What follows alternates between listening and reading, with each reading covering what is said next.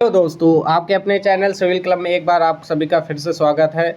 और हम लोग टेस्ट सीरीज स्टार्ट किए हुए हैं जिसमें हम लोग बेसिक डिस्कशन कर रहे हैं आपका सिविल इंजीनियरिंग के टॉपिक वाइज रिलेटेड हर एक सब्जेक्ट का। तो मैंने एक प्रोसेस सोचा कि क्यों ना हम एक साथ 2 या 3 सब्जेक्ट लेकर चलें। देखो, नो डाउट हम लोग सॉइल मैकेनिक्स का तो रिवीजन कर ही रहे हैं। हम लोग क्या कर रहे हैं, सॉइल मैकेनिक्स का रिवीजन कर ही रहे, बट मैंने दिमाग लगाया कि क्यों ना ऐसा किया जाए कि सर एक साथ 3 3 चैप्टर किए जाए। तो मैंने सोचा है कि पहले देखो, जैसे पहले इंट्रोडक्शन आपका इंट्रोडक्शन सॉइल का ख़त्म हो गया, तो अब मैंने ले लिया बीएमसी एंड सीटी। बीएमसी मतलब building material construction and concrete technology.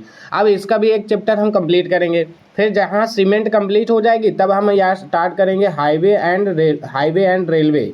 क्या स्टार्ट करेंगे? Highway and railway. इसके एक एक चैप्टर कंप्लीट। इससे क्या होगा कि आपको बोर भी नहीं होगा, और आप भी एक साथ अगर आप तैयारी कर रहे हैं तो एक साथ आप सॉइल भी प्रैक्टिस करिए, सॉइल की भी थ्योरी रिवाइज करिए, बीएमसी का भी करिए, हाईवे का भी करिए, एक पूरा पैटर्न बना लीजिए। और जब क्वेश्चन रिवीजन की बात आए तो आप मेरे चैनल में आकर आराम से प्रैक्टिस कर सकते हैं, चाहे वो पॉलीटेक्निक किए हो हिंदी माध्यम से या आपका बीटेक हो इंग्लिश माध्यम से। बोथ लैंग्वेजेज में आपको डीपीपी मिलेगी और ये आपकी फ्री ऑफ कॉस्ट है, उसमें कोई चार्ज नहीं लग रहा। तो चलिए स्टार्ट करते हैं। आज का सेशन हमारा होने वाला है बहुत ही ज़बरदस्त, और ये जो 2020 क्वेश्चन की सीरीज हम लोग स्टार्ट किए हैं, इन्हीं से आपका क्या होगा, जितना भी आप बेसिक थ्योरी वगैरह पढ़ रहे हैं उसमें क्या हमने, देखो सबसे पहले ज़रूरी बात ये है कि जितना भी हम पढ़ते हैं उसका हमें आउटपुट मिल रहा है कि नहीं, वो यहीं से ही पता चलेगा। तो चलिए स्टार्ट करते हैं। हमें सिविल इंजीनियर, और आज हम डिस्कस करने जा रहे हैं अपने बीएमसी एंड सीटी का पहला टॉपिक जो कि है आपका सीमेंट।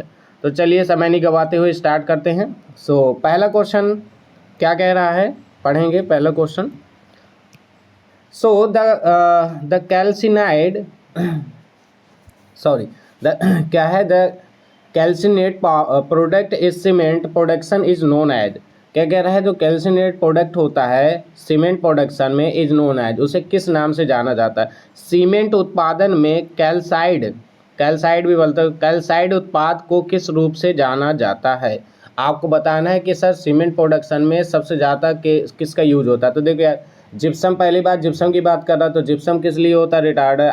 एस ठीक है, सिलिका भी ठीक है, बट जो सबसे ज़्यादा यूजेबल आपका सीमेंट प्रोडक्शन में है वो है आपका, क्या होता है सबसे ज़्यादा सीमेंट प्रोडक्शन में यूज होता है, वो है आपका क्लिंकर।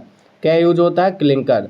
तो जब आपका रोटरी किन आता है, याद होगा आपको, एक भट्टी होती है कौन सी, रोटरी किन।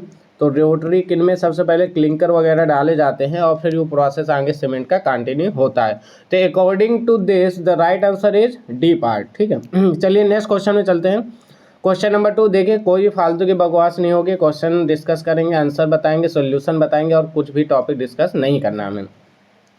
अगला क्वेश्चन है, क्वेश्चन नंबर 2 क्या कह रहा है, क्वेश्चन नंबर 2 को पढ़ेंगे। The function of calcium sulphate as a cement ingredient is to.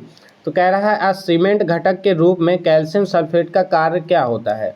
तो देखते हैं कैल्शियम सल्फेट क्या होता है। जैसे मैं आपको बता देता हूँ, इसका फॉर्मूला कुछ लोग को नहीं आ रहा होगा। तो देखो, कैल्शियम होता है CaSO4 इंटू 2H2O।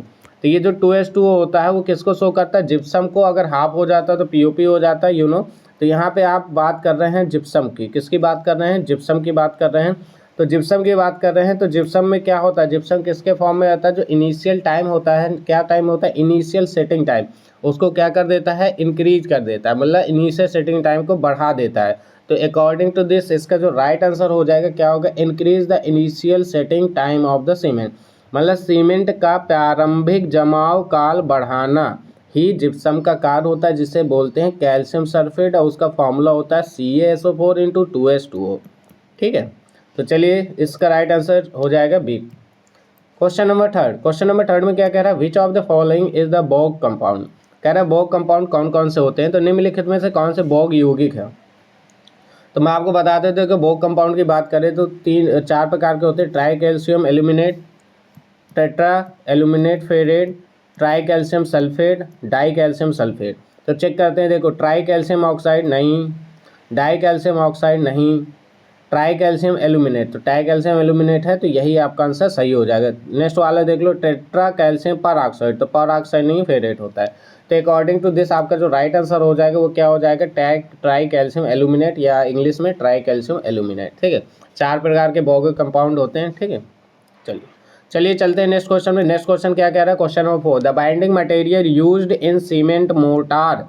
सीमेंट के गाढ़े में प्रयुक्त बंधक पदार्थ कौन सा होता है? तो आप मुझे बताएंगे किसका प्रयोग हम बाइंडिंग मटेरियल के रूप में करते हैं, किसमें? सीमेंट मोर्टार में।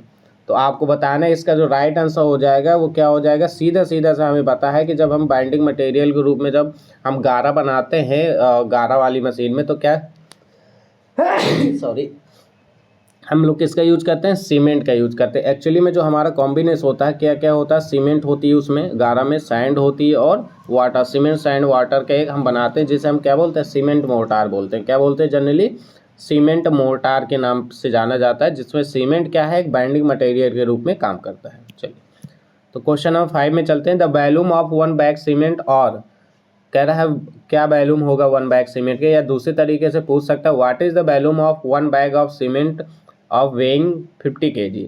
कह रहा है सीमेंट की एक बोरी का आयतन कितना होता है, ये आपको बताना है। तो हम जानते हैं कि सर जो सीमेंट की डेंसिटी होती है वो क्या होती है? 1440, क्या होती है? 1440 किलोग्राम पर मीटर क्यूब होती है। और हमें 50 ग्राम की बात कर रहा है, तो हमारा मास कितना हो गया? 50 ग्राम। अगर मैं यहाँ से वॉल्यूम की बात करूँ तो क्या होता है? वॉल्यूम बराबर क्या होता है कि मास अपॉन रो हो जाएगा। मास हमें दिए 50 kg दिए है और वैल्यू हमें दिए 1440। जब इसको आप सॉल्व करेंगे तो इसका जो वैल्यू आएगी वो नियरली आएगी 0.03478 मीटर क्यूब। तो अकॉर्डिंग टू दिस आपका देखना 0.3478, 0.347। तो कौन सा ऑप्शन आपका मैच कर रहा है? बिल्कुल जो करेक्ट है वो है आपका answer number question option number B. तो इस क्वेश्चन का जो राइट आंसर हो जाएगा वो ऑप्शन बी हो जाएगा। ठीक है, नेक्स्ट क्वेश्चन में चलते हैं। क्वेश्चन नंबर 6, क्वेश्चन नंबर 6 में कह रहा है approximate content of CaO in OPC।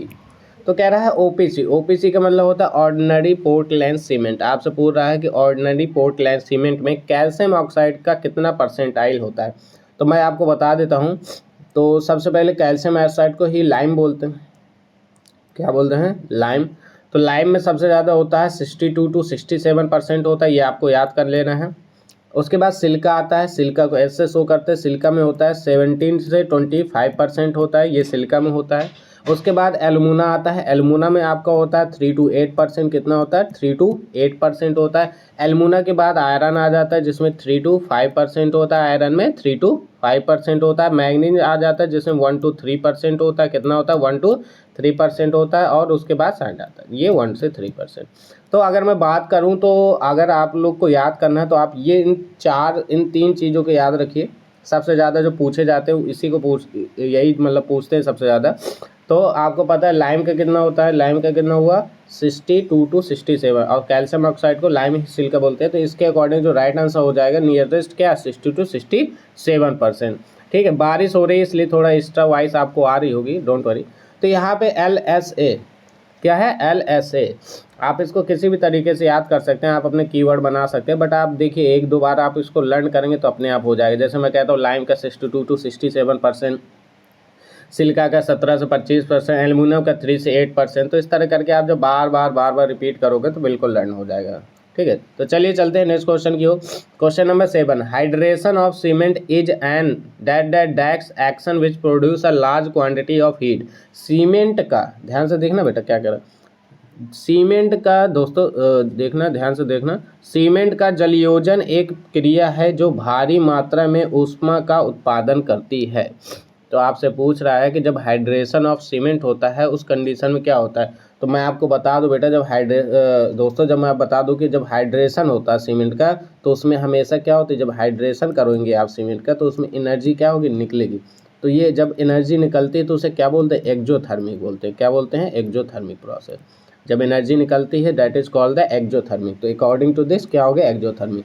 और जब एनर्जी इवॉल्व होती है मतलब लगती है तब वो होता है एंडोथर्मिक। ठीक है, एक्जो से याद रखो, EX किस में होता है? एग्जिट में यूज होता है ना, इसीलिए एक्जोथर्मिक। ठीक है, क्वेश्चन नंबर है efflorescence in cement is cause due to an excess of. कह रहा है कि जो सीमेंट में उत्फुल्लन की अधिकता का क्या कारण होता है, या निम्नलिखित में किस रसायन की उपस्थिति के कारण सीमेंट में उत्फुल्लन होता है। इफ्लोरेसेंस किसके एक्सेस के कारण होता है, ये आपसे पूछा गया है। तो आपको पता होना चाहिए जो आपके एल्कलीज होते हैं, जो बेस होते हैं, उनकी अधिकता होने के कारण ही इसमें क्या होता है, इफ्लोरेसिंग की प्रॉब्लम्स आ जाती है। जो वाइट आपने कभी देखा होगा कि अगर सीमेंट आपने छपाई की है फिर उसमें वाइट हो जाता है, तो जब बेस ज़्यादा हो जाता है तो उस कंडीशन में आपका आंसर होता है। आपका आंसर क्या हो गया, D part. So I hope आपको समझ में आ रहा होगा। देखो यार बिल्कुल बेस्ट सीरीज है, आप लोग इसको एक कंटिन्यूअस मोड में देखते रहेंगे और अपने दोस्तों शेयर कर दीजिएगा अगर ये आपको अच्छी लगती है। सो आपको डेफिनेटली बेनिफिट मिलने वाला है। जैसे ही पूरा का पूरा आपका कोई भी चैप्टर कंप्लीट होगा तो एक मैं महामैराथन करके पूरे के पूरे क्वेश्चन एक साथ डिस्कस करूंगा जो 3 से 4 घंटे की होगी और उसमें आपका पूरे सब्जेक्ट के 1000 क्वेश्चन प्लस हर सब्जेक्ट का कंप्लीट हो जाएंगे। तो चलिए नेक्स्ट क्वेश्चन चलते हैं। नेक्स्ट क्वेश्चन क्या कह रहा है, कह रहा है in Portland cement tri calcium silicate and di calcium silicate present in their impure are called as. कह रहा है पोर्टलैंड सीमेंट में अपने अशुद्ध रूप से उपस्थित C3S एंड C2S को क्या कहा जाता है।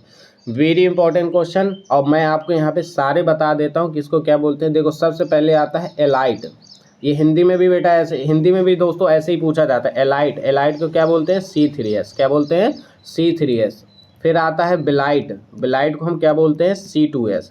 उसके बाद आता है सेलाइट को हम क्या बोलते हैं, C3A। उसके बाद आता है फेलाइट को हम बोलते हैं C4AF, क्या बोलते हैं, C4AF। अब देख लो क्वेश्चन, C3S का मतलब एलाइट हो गया और C2S का मतलब बिलाइट। तो जहाँ पे एलाइट और बिलाइट हो गया, देखो एलाइट बिलाइट कहाँ पे, सी पार्ट में है। तो आपका जो राइट आंसर हो जाएगा वो क्या हो जाएगा, सी पार्ट, एलाइट एंड बिलाइट। ठीक है, तो याद रखेंगे, फिर से एक बार बता रहा हूँ, elite C3S, बिलाइट C2S, Celite C3A और फिलाइट C4A। तो अगर आप देखो ABCF क्रम से भी देखोगे तो C3, C2S, CA3, C3A और C4AF। ठीक है, चलिए क्वेश्चन नंबर 10 में चलते हैं। क्वेश्चन नंबर 10 क्या कह रहा है, which of the following compound affect the ultimate strength of cement. निम्नलिखित में से कौन सा यौगिक सीमेंट की नरम शक्ति को प्रभावित करता है। डाई कैल्शियम सिलिकेट करता है, ट्राई कैल्शियम एल्यूमिनो करता है, ट्राई कैल्शियम एल्यूमिनेट करता है कि ट्राई कैल्शियम सिलिकेट करता है। तो आपको पता होना चाहिए जो अल्टीमेट स्ट्रेंथ ऑफ सीमेंट होती है वो हमेशा डाई कैल्शियम सिलिकेट प्रोवाइड करती है। क्या प्रोवाइड करती है, डाई कैल्शियम सिलिकेट।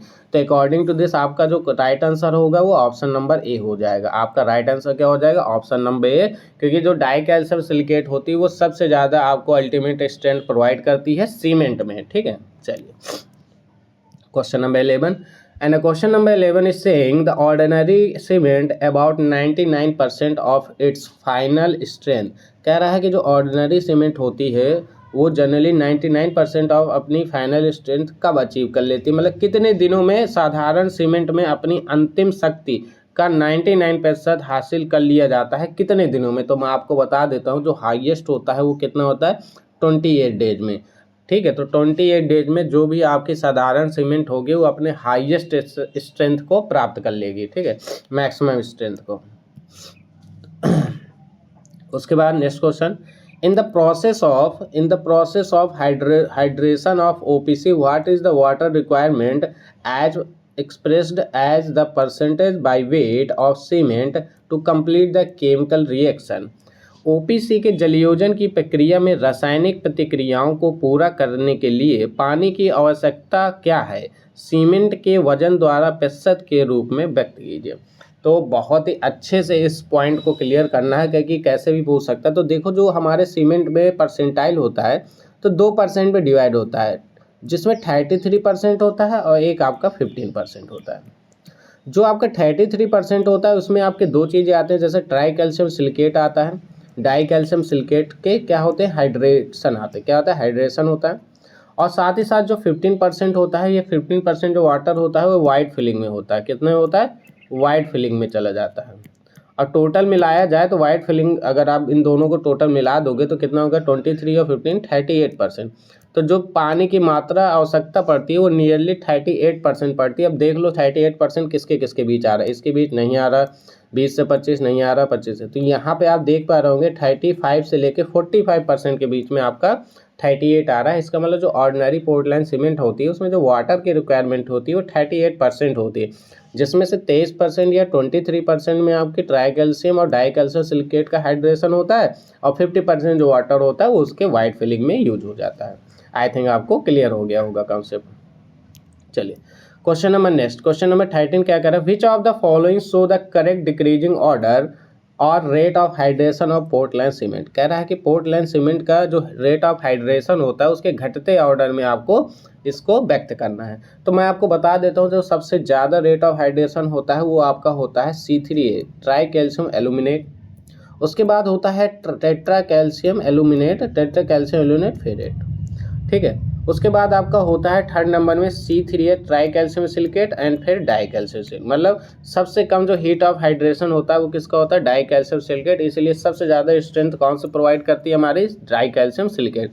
मगर एक चीज़ ध्यान देना, अगर ये क्वेश्चन में दिए है तो ओके देखो इसके अकॉर्डिंग देखो कौन सा ऑप्शन सही होगा, C3A C4A ये। अभी देखो क्वेश्चन नंबर ए ऑप्शन सही है, बट मैं आपको एक चीज़ और बता देता हूँ कि कभी कभी ये ऑप्शन ना देके इन दोनों को रिवर्स कर देता है। इस चीज़ को भी देखो, जैसे C4AF दिए हो और उसके बाद C3A दिए हो और उसके बाद C3S दिए हो और फिर आपका C2S दिए हो, तो मैं आपको बता देता हूँ ये दोनों ही करेक्ट हैं। मगर एक चीज़ का ध्यान दीजिएगा कि जब ये आपसे पूछा जाएगा तो ये नहीं होगा और जब ये पूछा जाएगा तो ये नहीं होगा।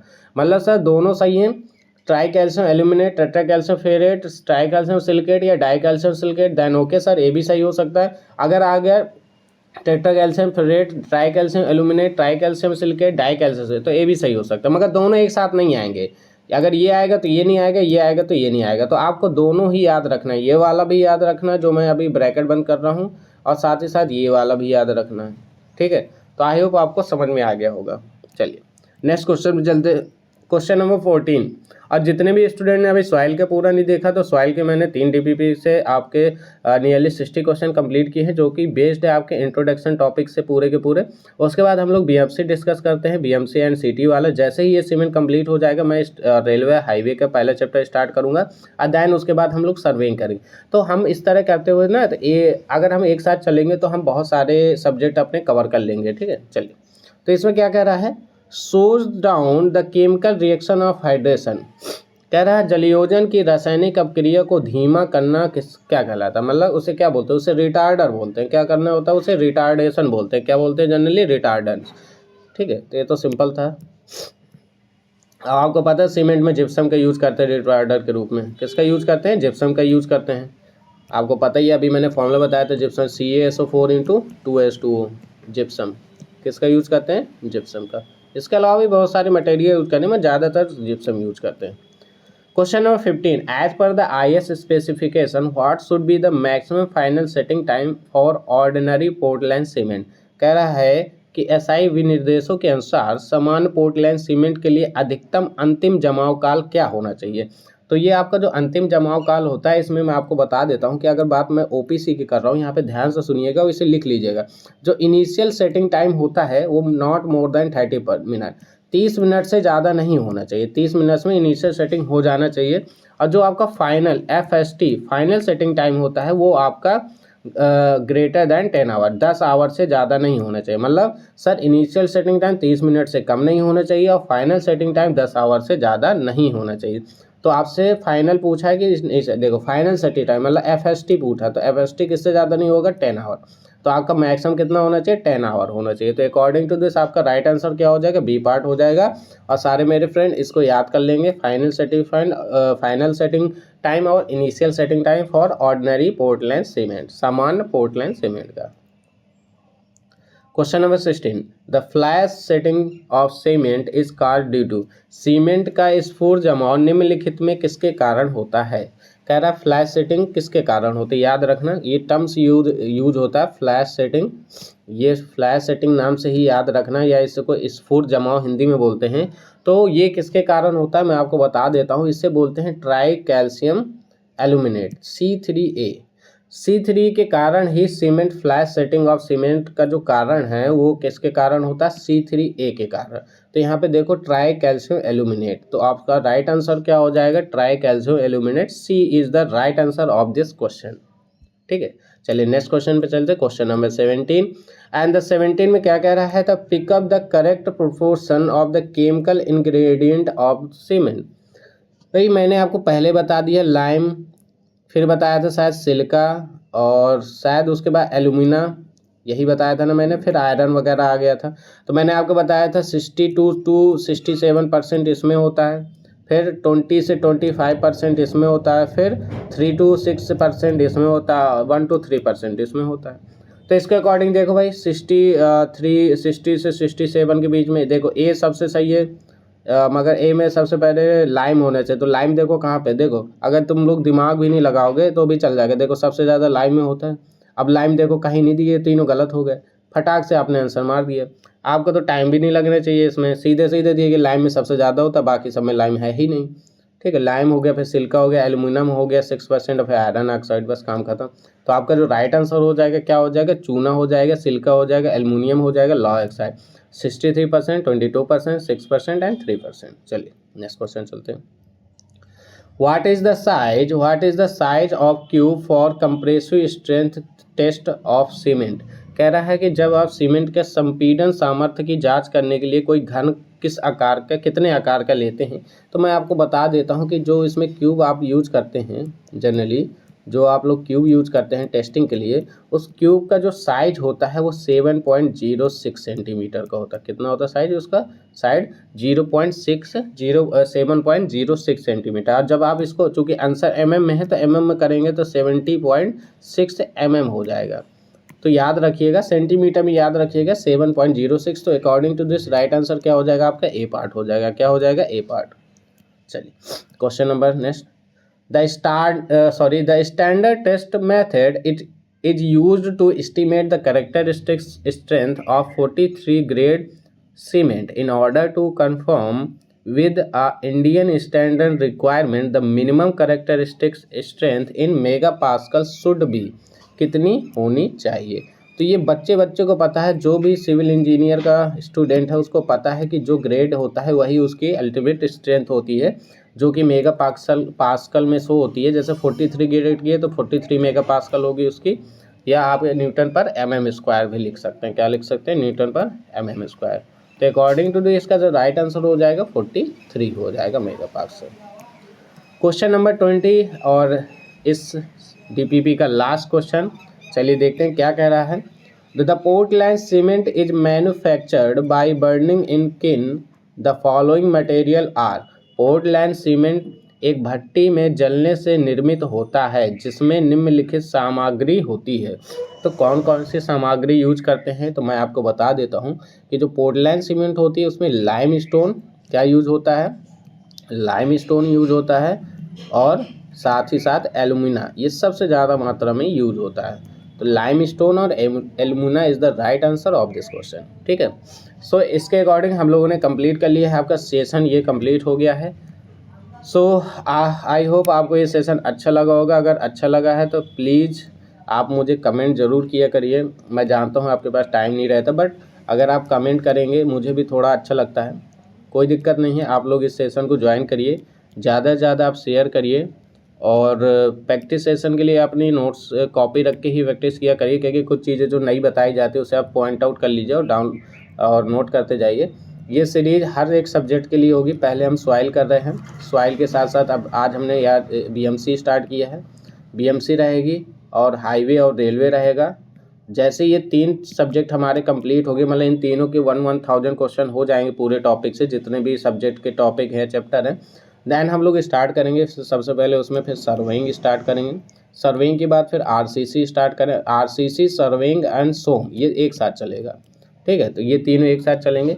तो इस चैनल में आपको एक बेहतरीन प्रैक्टिस सेशन मिलने वाला है, तो आई होप ये आपके लिए बेनिफिशियल होगा। तो आज के लिए इतना ही, थैंक यू, जय हिंद।